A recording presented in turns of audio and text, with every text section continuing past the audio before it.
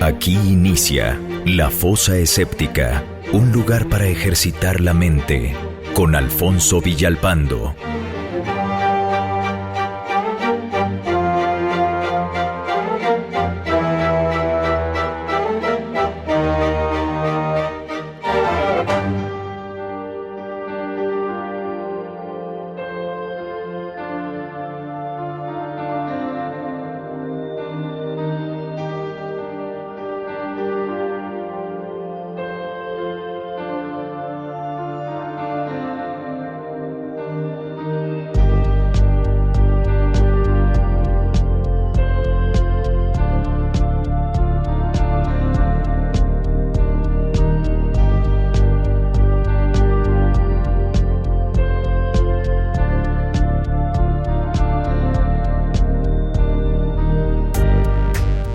¿Cómo están? Bienvenidos al capítulo número 202 de La Fosa Escéptica, que desde hace 5 años subo a la red social de los podcasts, que es Spreaker, iVoox y otras plataformas desde hace 5 años. Y aunque, el tiempo vuela y ya son 5 años. Saludo muy afectuosamente a todas las personas que nos oyen allende las fronteras, así decían antes los antiguos locutores de la radio, a mis amigos de España, de Francia, de Italia, donde escuchan La Fosa Escéptica. Muchísimas gracias. En Centro y Sudamérica, en Uruguay, Paraguay, Argentina, Colombia, en Estados Unidos también. Y los que más oyen La Fosa Escéptica de otros países que no sean México, pues es España y Colombia y Estados Unidos. Así es de que un saludo muy afectuoso para ustedes. Les recuerdo suscribirse al canal de YouTube de La Fosa Escéptica y también integrarse al grupo de Facebook y también al de Telegram, que están bien movidos, ¿eh? Nada más les recuerdo que, pues obviamente es un tema, el tema del ateísmo siempre levanta como que las pasiones, aún entre los propios ateos.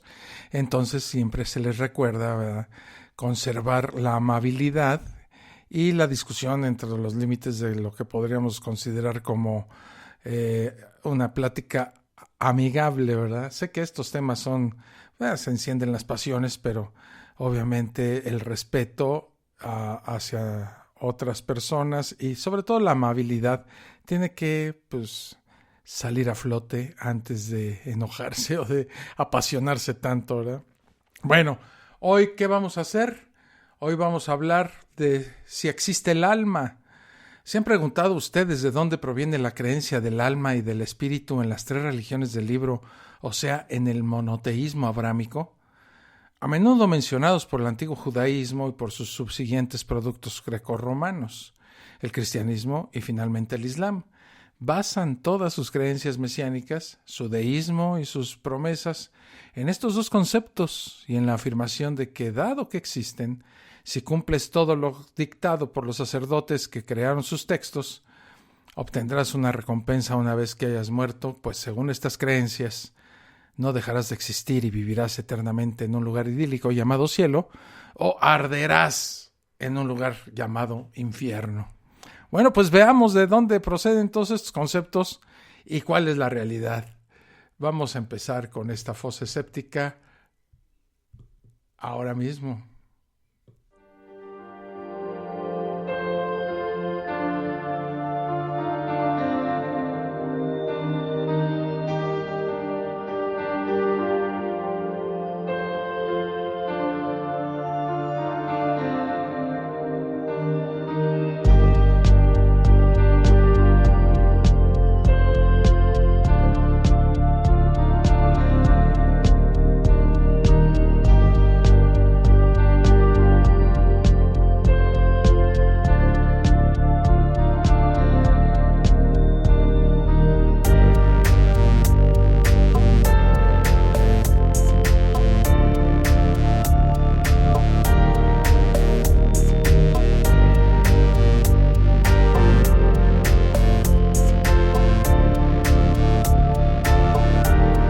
Después de la aparición de las primeras escrituras, que fueron las cuneiforme y jeroglífica, el hombre dio especial importancia a este concepto de alma y espíritu y a la palabra de tal modo que poco a poco se fueron consolidando una serie de creencias basadas en estas dos cuestiones del alma y del espíritu, y en el supuesto poder que éstas tenían sobre el mundo real. Aunque la primera escritura tuviera fines puramente administrativos y fuera usada para llevar las cuentas del imperio mesopotámico, como lo eran las transacciones comerciales y también la recaudación de impuestos, paralelamente a ella surgieron movimientos políticos, religiosos y sacerdotales que vieron en esta forma, en la escritura, pues una nueva forma de plasmar de forma teóricamente inamovible las leyes que ellos mismos dictaban en nombre de los dioses que ellos afirmaban representar. Más de 50,000 tablillas de arcilla con textos mitológicos así lo demuestran. 50,000 tablillas de arcilla.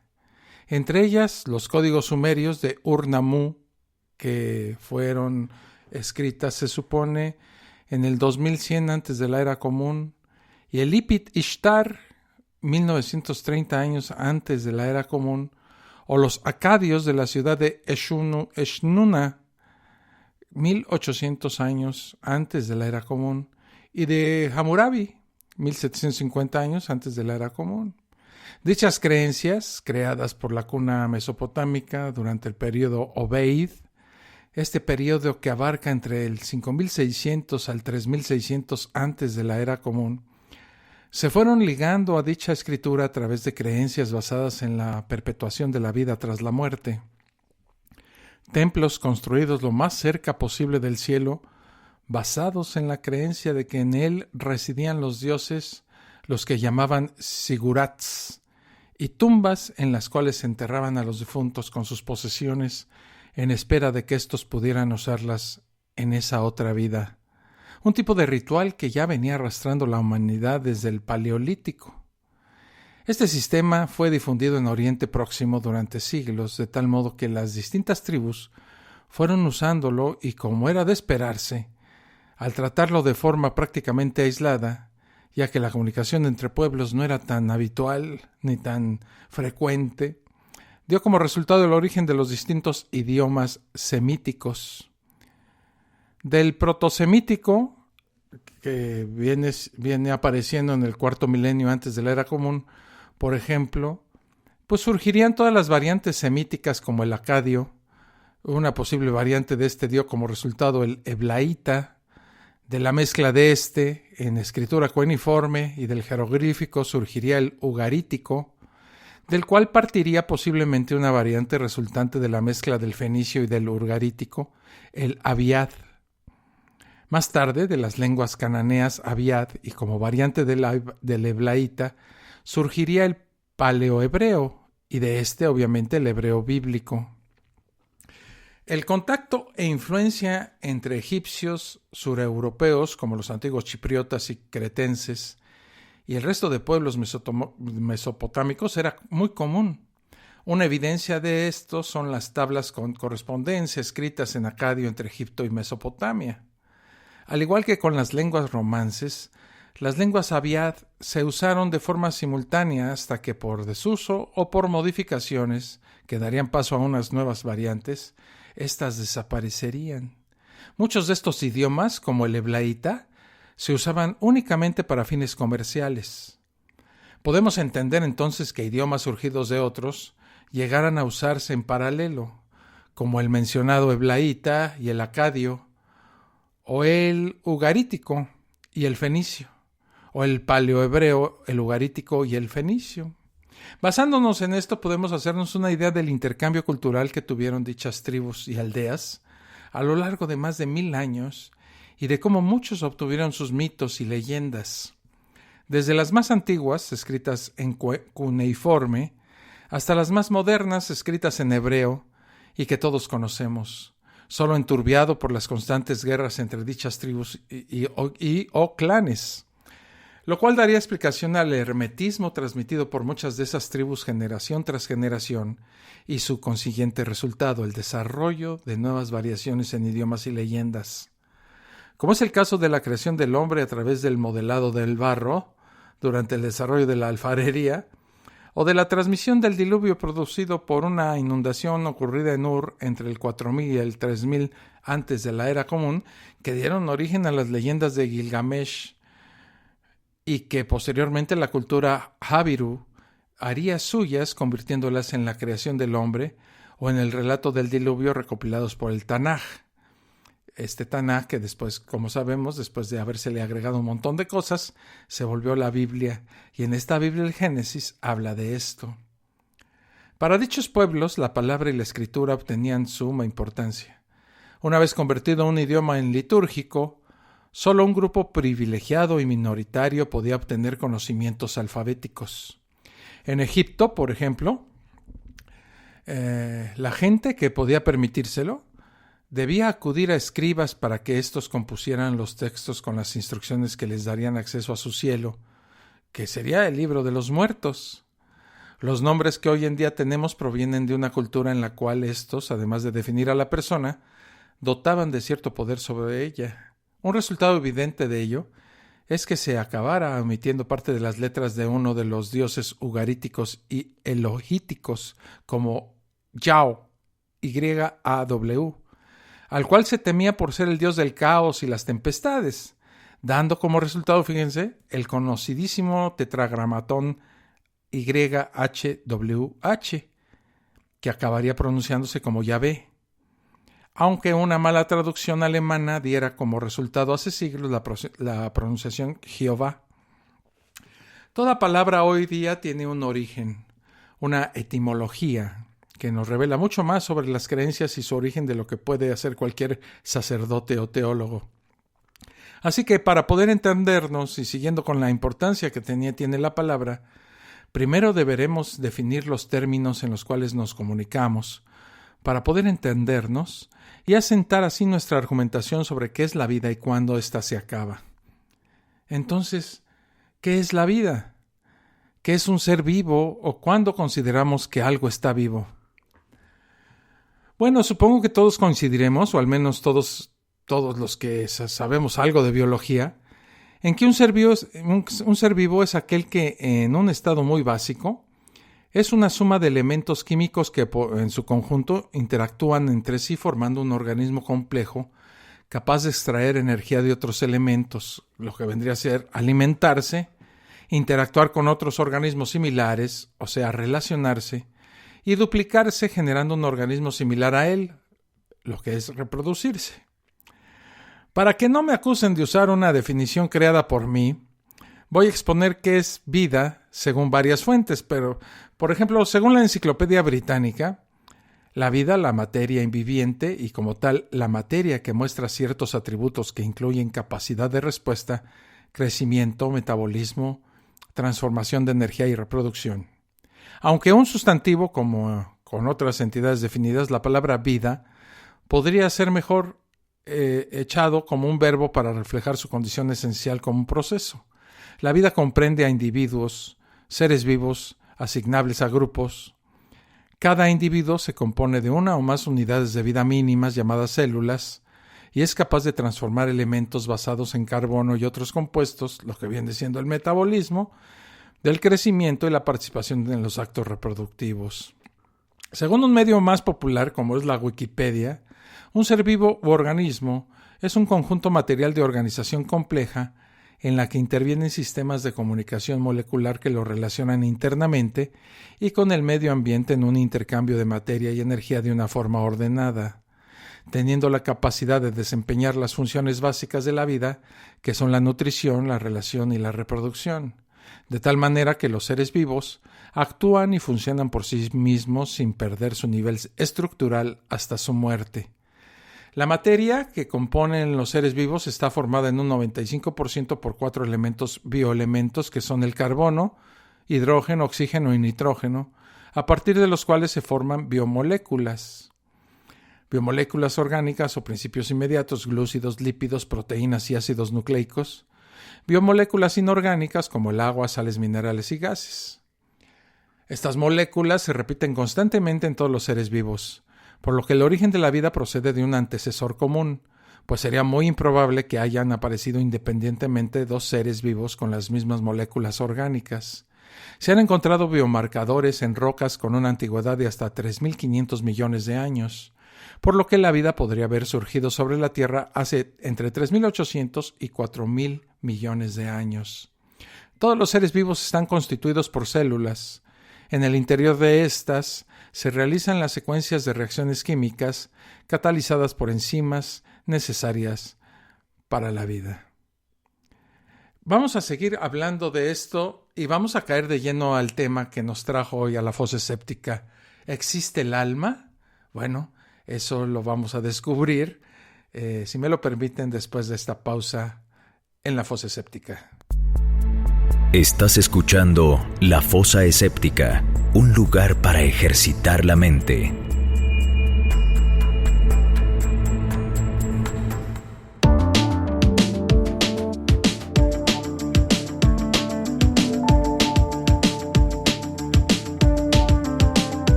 Ya regreso aquí a la fosa escéptica. Esquematizado de forma muy resumida, tendríamos un medio, que sería nuestro planeta, afectado por la energía que recibe del Sol y en menor medida del resto de los astros, que está compuesto por elementos químicos interactuando físicamente entre sí para componer, entre otras cosas, aminoácidos.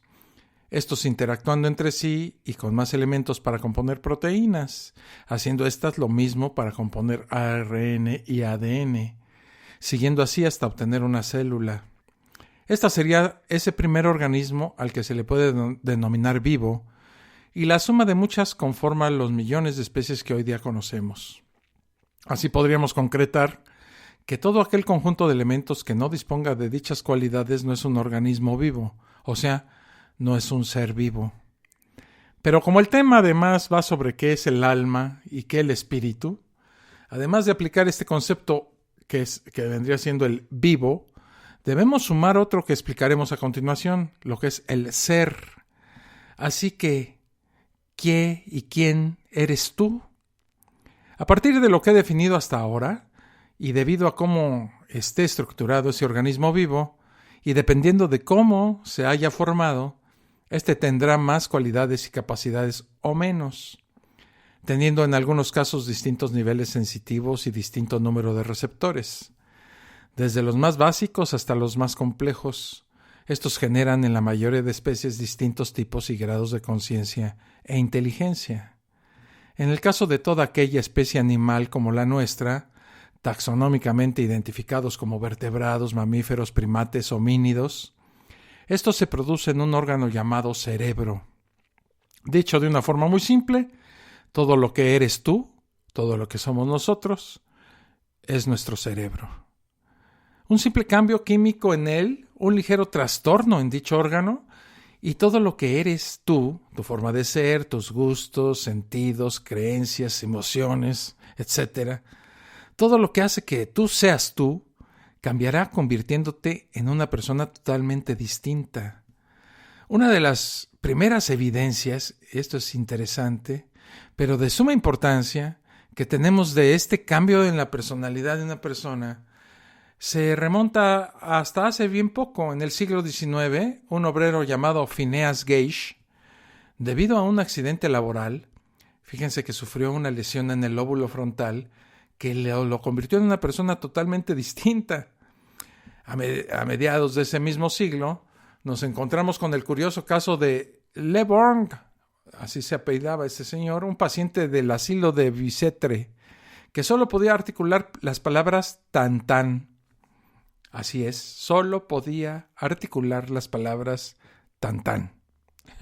Aunque se pensaba que era un enfermo mental, este señor Le Borgne podía jugar al ajedrez o leer la prensa sin dificultad. No fue hasta después de muerto que Broca, un doctor analizando su cerebro, descubrió que éste tenía una lesión en el hemisferio izquierdo. Como es de suponer, las últimas palabras que dicho individuo dijo antes de morir fueron estas: tan.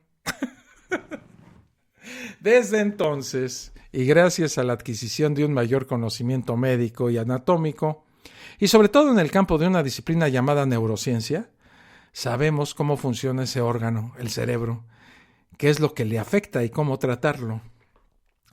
Por mucho que se quiera negar, lo cierto es que tan solo es necesario que se produzcan una serie de cambios bioquímicos o fisiológicos en él para que seamos una persona totalmente distinta a la que somos.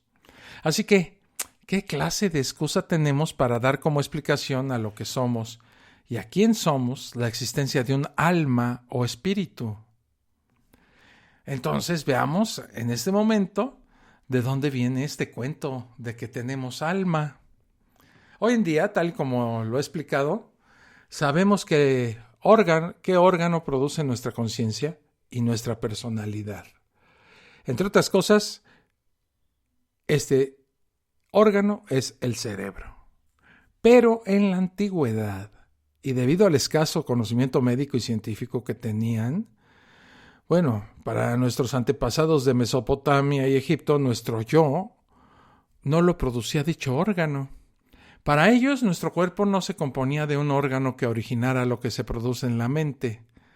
Por ejemplo, para los egipcios, un ser vivo, el hombre, se componía de un cuerpo material, el hat, y un cuerpo espiritual, el shahu, con un espíritu al que llamaban Ba, que tiene una fuerza vital que le llamaban Ka, una inteligencia que denominaban como Hu, con una sombra, Sheut o Haibit, con una forma, Seyem, un corazón o mente, If, y un nombre, Ren. La mente era una parte de la fuerza vital o espíritu. De los egipcios conservamos la creencia de que mente y corazón son lo mismo. Así es en efecto. De ahí viene esto de ubicar las emociones en el corazón. De que las emociones que se originan en la mente se originan en un órgano equivocado, que es el corazón.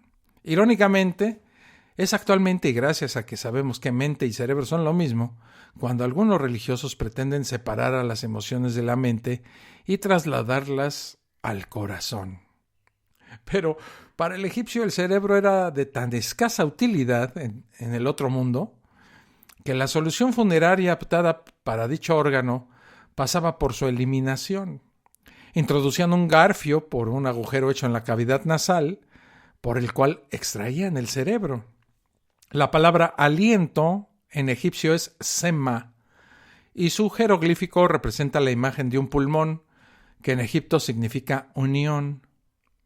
Basándose en esta palabra se creó un amuleto, el SMA, usado tanto por los vivos como por los difuntos en Egipto. Se creía que podía dar a los muertos el poder de respirar. Interesante, ¿verdad? Para el hebreo antiguo, influenciado por dicha cultura y por la mitología mesopotámica, un ser vivo se componía de un alma, nefes o nefesh, que en protocananeo significa garganta o nuca, y un espíritu cuyo origen es aliento o espirar, que era introducida por su dios mediante un soplo.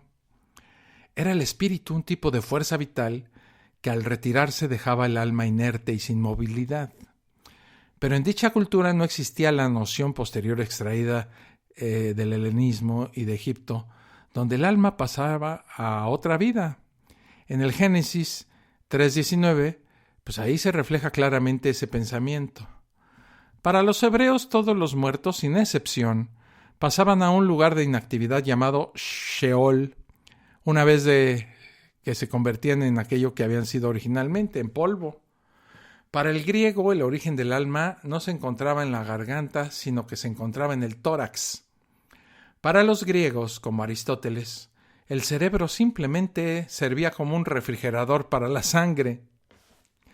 Esto se sabe porque son esas personas, a quienes les debemos nuestra cultura, quienes en cierta medida nos la cuentan. La palabra alma proviene del latín anima, que proviene del griego anemos, cuya raíz es el indoeuropeo anu y cuyo significado es viento. De la misma raíz proviene la palabra animal y también de la misma raíz proviene el verbo animar, animare, o sea, dar vida. La palabra espíritu proviene del latín spiritus y este del verbo spirare o soplar. En hebreo, como ya dije, la cosa no cambia. En hebreo la palabra alma es nefesh, que significa garganta y proviene de la raíz respirar. En hebreo la palabra espíritu, ruach, significa viento. Culturalmente hemos conservado dicha creencia cuando usamos palabras como expirar, la cual proviene del latín expirare, o sea, exhalar, una derivación de expirare para referirnos a morir. Así como también usamos directamente su significado, exhalar, para lo mismo. Un ejemplo más de dicha remanencia cultural se produce cuando nos referimos a morir como a dar el último suspiro. Otro ejemplo, por si a alguien todavía no le queda claro, se encuentra en la palabra inspiración. Dicha palabra, que proviene del latín inspiratio, onis, y cuyos significados son acción y efecto de inspirar o inspirarse, ilustración o movimiento sobrenatural que Dios comunica a la criatura, efecto de sentir al escritor, el orador o el artista el singular y eficaz estímulo que le hace producir espontáneamente y como sin esfuerzo, tiene sus raíces etimológicas en el mismo verbo que espíritu, inspirare, o sea, inspirar. Lo que significa, para que se entienda, que en una época como esa, el conocimiento que se tenía sobre qué era la vida se basaba únicamente en la observación simple de que un ser vivo estaba vivo, valga la redundancia, básicamente porque tenía la capacidad de respirar. Los dioses daban al ser humano dicha capacidad, o sea, el aliento, y una vez éste dejaba de hacerlo, moría. Su aliento, o el su espíritu, lo abandonaba. Los propios textos bíblicos describen esto claramente. Y dice así, la Biblia: formó pues Dios al hombre del polvo de la tierra y sopló en su nariz el aliento de vida, y fue el hombre un alma viviente. Entonces Yahvé formó al hombre del polvo de la tierra, insufló en sus narices aliento de vida, y el hombre se convirtió en ser viviente. Job, en su capítulo 27, versículo 3, dice: uno vive hasta que Dios extrae el viento. Se puede entender que en dicha época, una época con escasos conocimientos sobre anatomía y fisiología, a siglos de descubrimientos y de la formalización de áreas de estudio sobre dichos descubrimientos, como ocurre con la neurociencia, pues una persona pensara que un ser vivo, en este caso el hombre, se dividiera de tal forma que el ser humano se catalogara a sí mismo como algo diferente y especial al resto de especies, y que su visión de sí mismo pasara por creer que seres mágicos modelaron su cuerpo cual alfarero para finalmente dotarles de vida, insuflándoles aire, un espíritu o fuerza vital. Pero el conocimiento ha avanzado desde entonces, y es absurdo mantener dicho conocimiento ancestral como una absoluta certeza, partiendo de una base ad antiquitatem, cuando éste ha sido por fin descartado por posteriores avances y descubrimientos. Pero, ¿qué hay de la anatomía? ¿Qué pasaba con esta ciencia, con esta área del conocimiento humano del siglo III antes de la Era Común al siglo XVII después de la Era Común? ¿Qué pasaba con esta materia? Eso lo vamos a averiguar juntos aquí cuando regrese, ¿no? Ahorita regreso. Estás escuchando La Fosa Escéptica, un lugar para ejercitar la mente.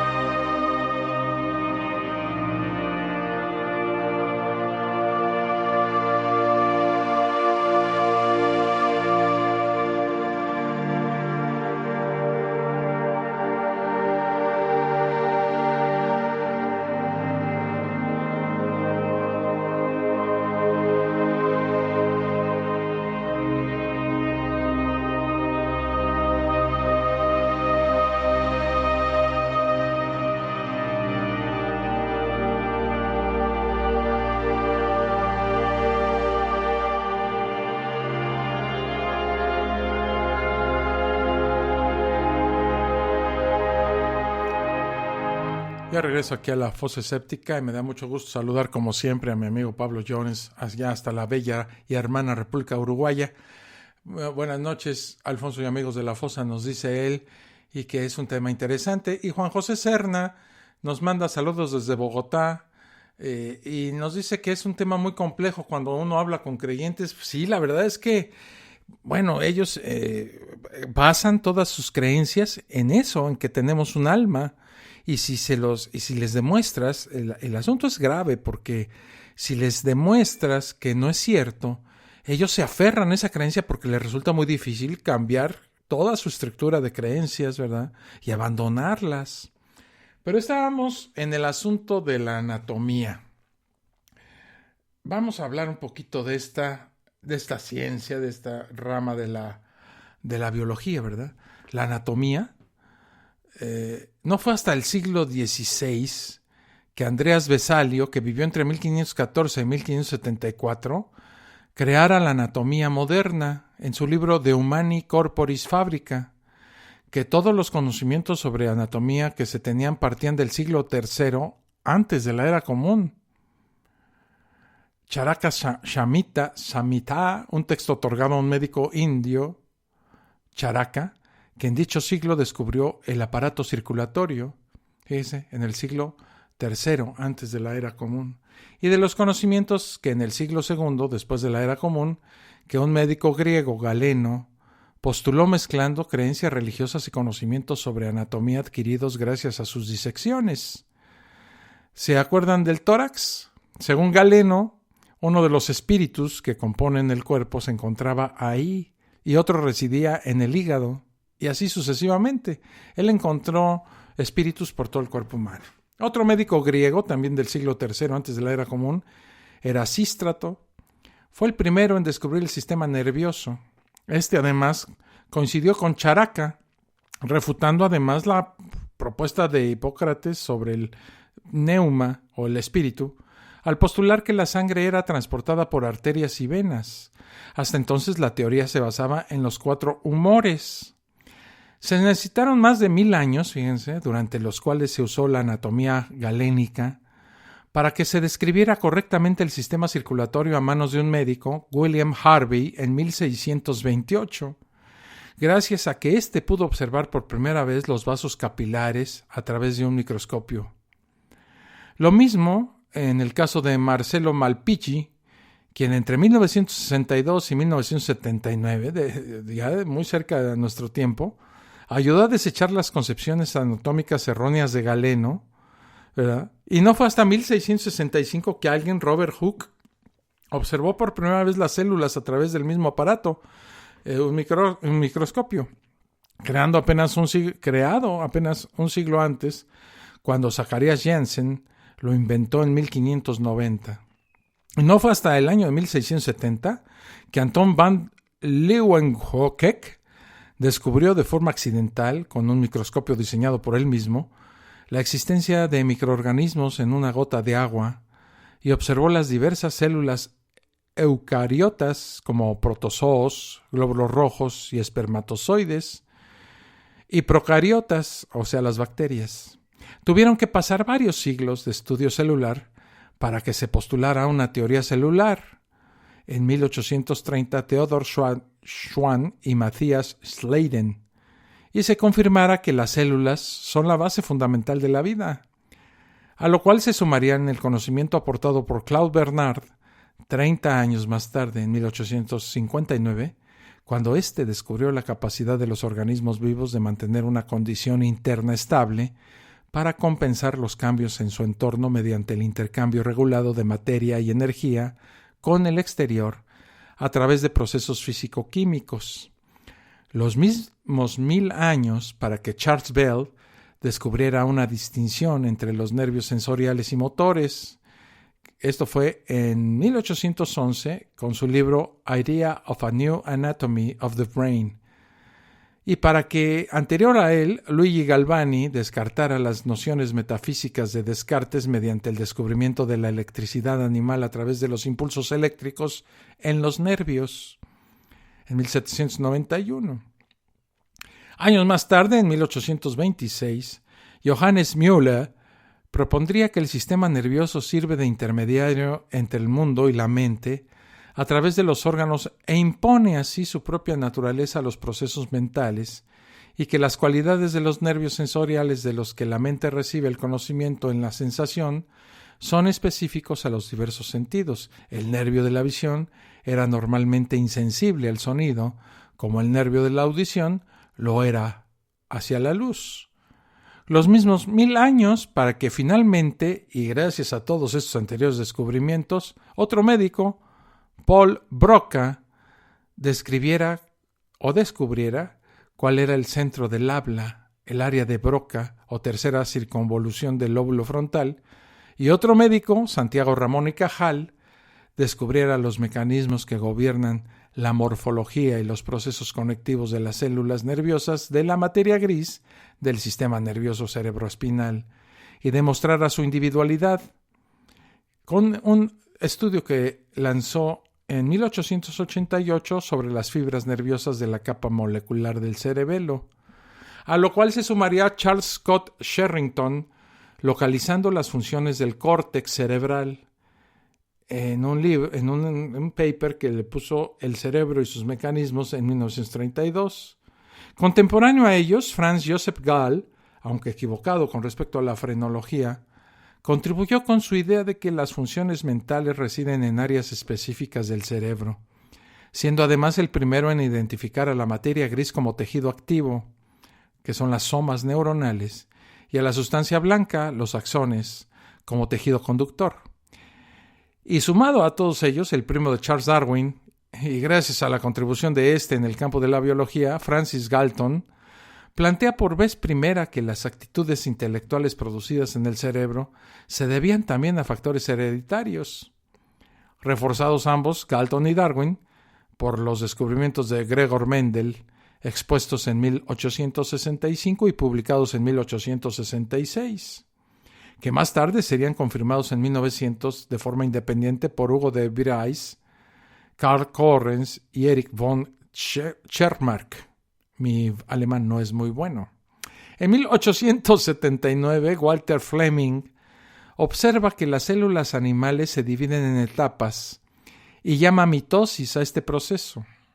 De forma independiente, junto a este y junto a Edward van Beneden, Edward Adolf Strasburger identifica un proceso similar en la división celular en las células vegetales, descubriendo que ésta se produce de forma física y no fisiológica, a lo cual se sumó el descubrimiento de la diferenciación de los cromosomas en algunas especies, realizado por la genetista Nettie Maria Stevens y por Edmund Bechdel Wilson en 1903.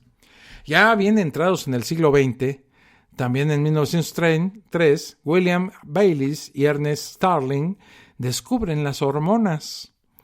En 1937, Hans Krebs identifica los pasos que la célula necesita para convertir los azúcares, grasas y proteínas en energía. A todos estos descubrimientos y posteriores no menos importantes, contribuyó que en 1665 se creara por fin una revista de revisión por pares. Dichas revisiones asegurarían que teorías erróneas se desecharan, permitiendo así el avance del conocimiento científico. A diferencia de las anteriores personas citadas, existe un grupo que jamás contribuyó a nada en el conocimiento colectivo y que pese a eso se confirió de autoridad gracias a la manipulación de las masas, al soborno y a los pactos con las clases altas de cada época. Si adivinaron, obviamente me estoy refiriendo a la clase sacerdotal.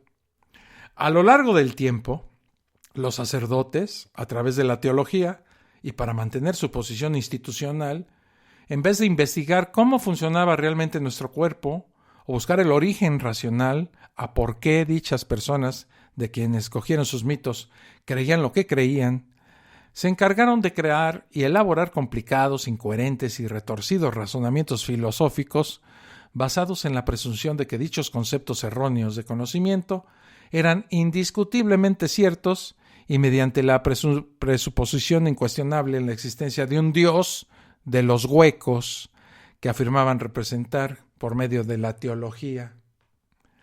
Estos sacerdotes proveyeron de explicaciones metafísicas a algo tan simple como era el origen de esas creencias y de hipótesis erróneas mediante la elaboración de una intrincada mitología que diera una explicación acorde con sus creencias positivas preestablecidas, de las que ellos mismos hacían proselitismo, en la que el alma y el espíritu eran entes independientes que una vez muerto el individuo abandonaban su cuerpo físico e iban a otro lugar desarrollado a partir del helenismo, un cielo o lugar idílico al que viajabas si te comportas en vida como estos mismos líderes dictaban según las leyes que ellos mismos elaboraban, o un infierno o lugar de sufrimiento al que acudirías si no se hacía su voluntad.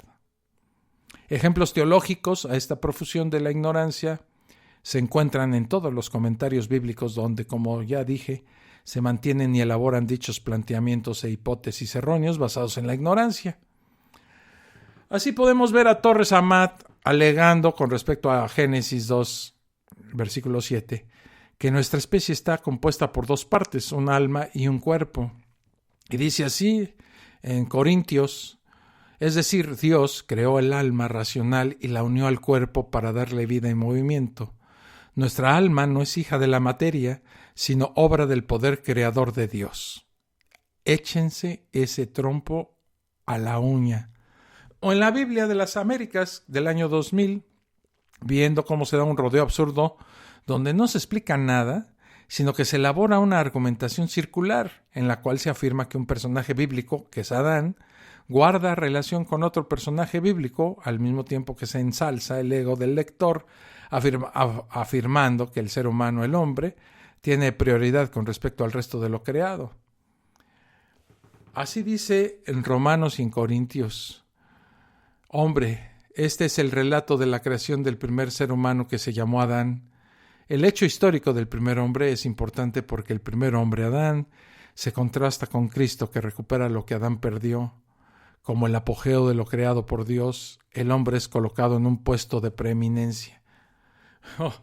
O en el comentario bíblico del mundo hispánico, donde se llega incluso a afirmar que no había vegetación antes de la existencia del hombre y que solo había vapor producido por manantiales subterráneos, entre otras perlas, ¿verdad? Dios forma a Adán, dice Romanos. Antes de la existencia del hombre no había reino vegetal y la tierra estaba regada o inundada, dice en Romanos capítulo 1, versículo 9. Estaba inundada por un vapor o manantial subterráneo. El lenguaje que se usa para formar al hombre es propio al de un alfarero que usa el barro para modelar su vasija.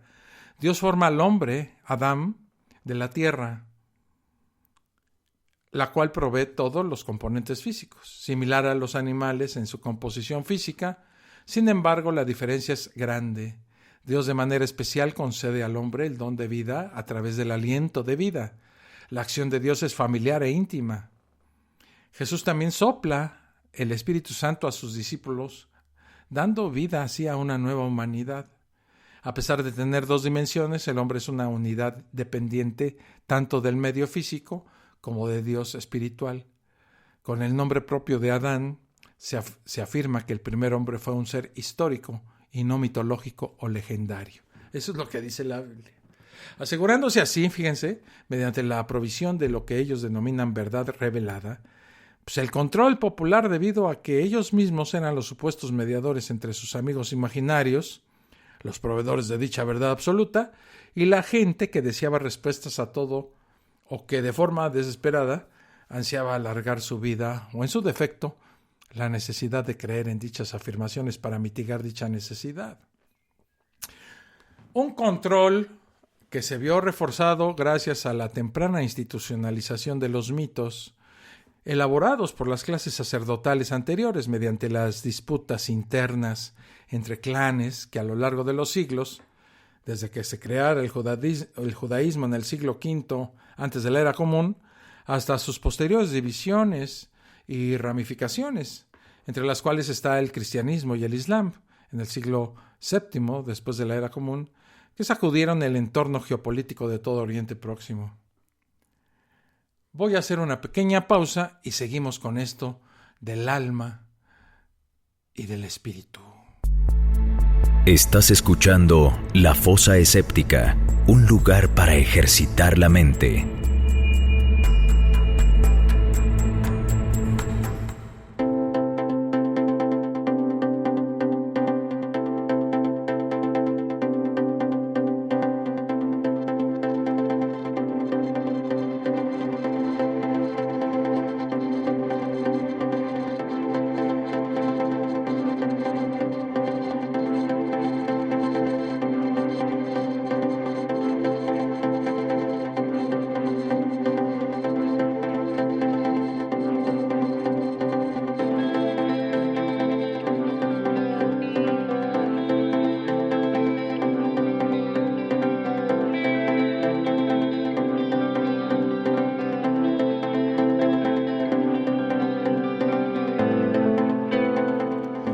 Aquí a La Fosa Escéptica y les recuerdo, suscribirse al canal de YouTube.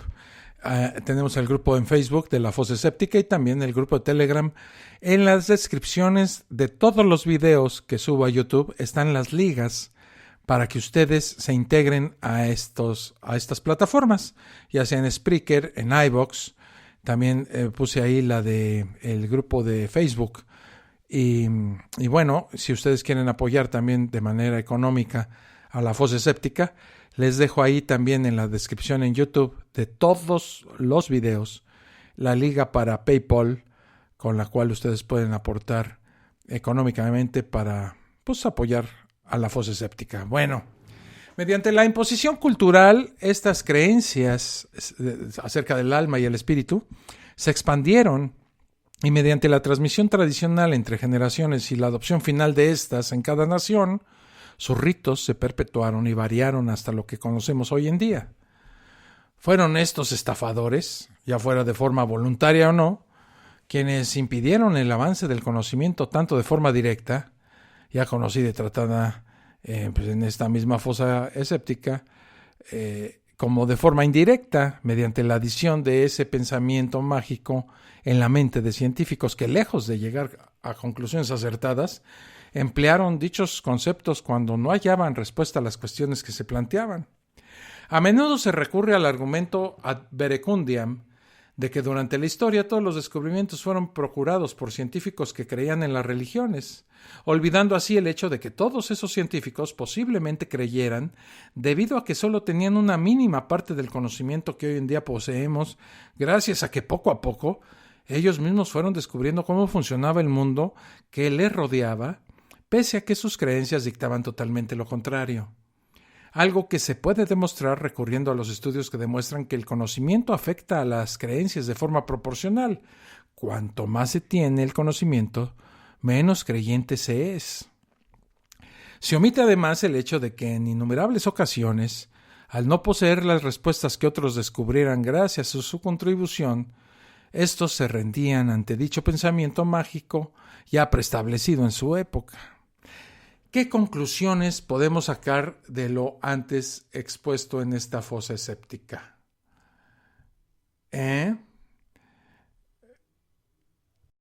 Veamos. La realidad es que una vez que ese órgano, tu cerebro, deja de funcionar, tú dejas de existir. Punto. Pasas al mismo estado que tenías antes de nacer y tenerlo plenamente funcional. Ni cielos, ni reencarnaciones, ni nada puede librarte de padecer este destino. Y por supuesto, como tu conciencia la produce dicho órgano, de poco te sirve angustiarte por ello, pues una vez eso suceda, tu conciencia desaparecerá por completo. Esto suena cruel, pero así es. Ante la recurrente pregunta de si hay algo más después de la vida, sí hay algo más después de la vida, la muerte. Lo único que queda de uno es el recuerdo de aquellos que aún viven. El ser humano, en su mayoría, obviamente, tiene miedo a este hecho y prefiere elaborar respuestas emocionalmente satisfactorias que no alteren sus sentimientos o creer en aquellas ya creadas anteriormente por otros. Una especie de miedo irracional a madurar equivalente al niño que no quiere oír que su querido papá Noel no existe. Las disonancias cognitivas explican muy bien la reacción de las personas religiosas ante el hecho de que una vez el cerebro deja de funcionar, todo ese ser deja de existir. Su propia mente se protege ante esto mediante la negación y omisión de todos aquellos datos y evidencias que hacen peligrar aquella fantasía agradable que le han vendido desde niño. Se acude además al refuerzo comunitario para apoyar dicha creencia en vidas eternas, y se recurre inevitablemente a todo tipo de razonamientos falaces, como por ejemplo al sesgo de confirmación, sin ser uno consciente de ello. Como misma especie que somos, es normal que el comportamiento e ideas hayan ido por el mismo camino en todas las culturas, el de intentar alargar la vida lo máximo posible y crear mitos similares que cubrieran dicha necesidad, dejándose así estafar por personas que afirmaban existían elixires o fuentes de la vida eterna que ellos mismos vendían o sabían dónde localizar, por gente que afirmaba que si uno cree lo que ellos venden o se comporta como ellos dictan, se irá a un lugar maravilloso, claro, después de morir, elaborado por ellos mismos para vivir eternamente, etcétera, etcétera, etcétera. Como especie irracional que somos, se han cometido enormes barbaridades en un intento desesperado por alcanzar esta meta, empezando por actos irracionales como es el enterrarnos con enseres y objetos personales para la otra vida, que a otros menos acomplejados por el miedo y de forma racional han saqueado, ¿verdad? Y continuando por la construcción de edificaciones que por mucho trabajo y sacrificio que necesitaran, nos ayudaran a reforzar dicha creencia, ¿verdad? Dólmenes, templos a los que acudir, sarcófagos, mastabas que posteriormente evolucionarían en pirámides, criptas, etc.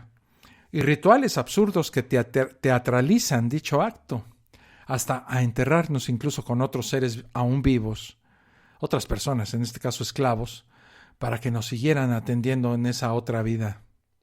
El último despropósito nacido de este tipo de creencias ha dado incluso como resultado la contaminación de un río, el Ganges, debido a que en él se desechan todos los cadáveres.